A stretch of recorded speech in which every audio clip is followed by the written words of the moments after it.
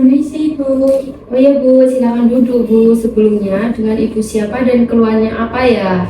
Nama saya Ibu Vina. Saya ingin berkonsultasi tentang KB vasektomi dan tubektomi itu Bu. Baik Bu, sebelumnya silakan melengkapi data pribadi terlebih dahulu ya. Baik Bu, sudah.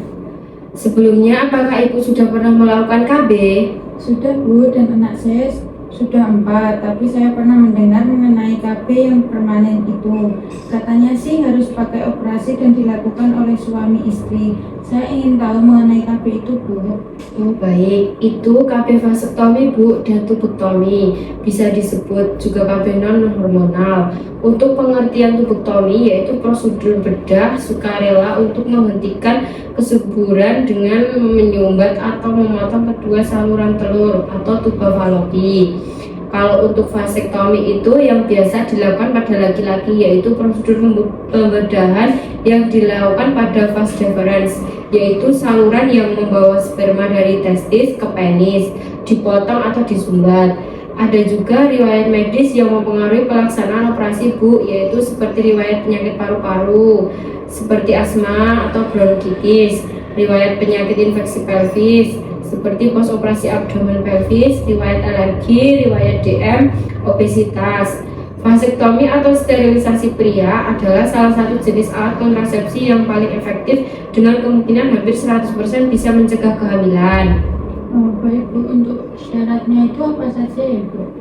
Oh baik, untuk syarat menggunakan KB ini yaitu yang pertama sukarela, yang berarti sesuai dengan keinginan ibu tanpa ada paksaan dari siapapun. Yang kedua medis, yang berarti klien sehat, tidak ada kontraindikasi pelaksanaan MOW. Yang ketiga bahagia, yang berarti terikat perkawinan yang sah dan harmonis serta sudah mempunyai anak sesuai keinginan. Biasanya untuk keluhannya seperti nyeri, peradangan ringan dan memar. Untuk indikasi dan kontraindikasinya itu ada nggak ya Bu? Ada Bu, untuk indikasi KB tubektomi yaitu MOW usia lebih dari 26 tahun. Yang kedua paritas lebih dari 2. Yang ketiga yakin telah mempunyai jumlah keluarga yang sesuai dengan kehendaknya.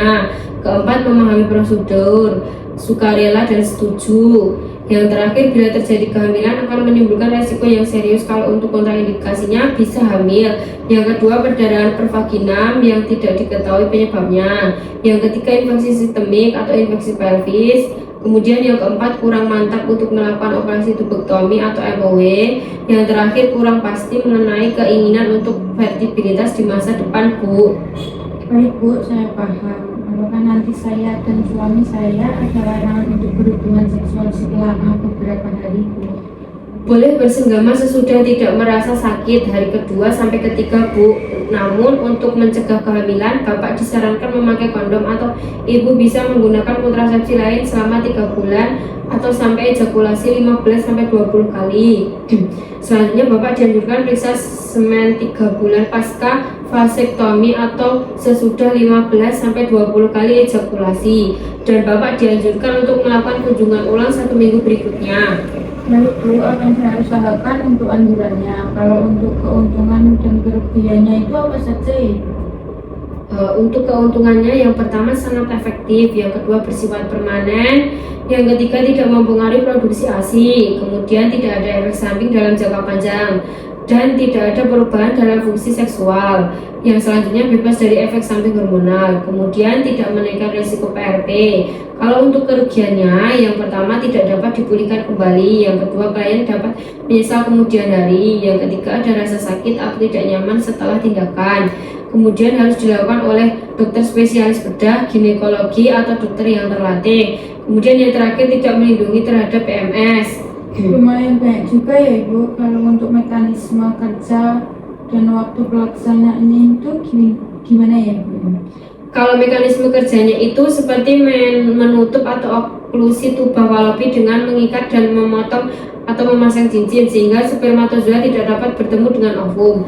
Untuk waktu pelaksanaannya yang pertama selama siklus haid, yang kedua hari ke-6 sampai dengan ke-13 siklus haid atau fase proliferasi, kemudian yang terakhir pasca persalinan 2 hari postpartum atau 6 minggu postpartum. Pasca keguguran pada 3 bulan pertama dalam waktu 7 hari sepanjang tidak ada infeksi pelvik.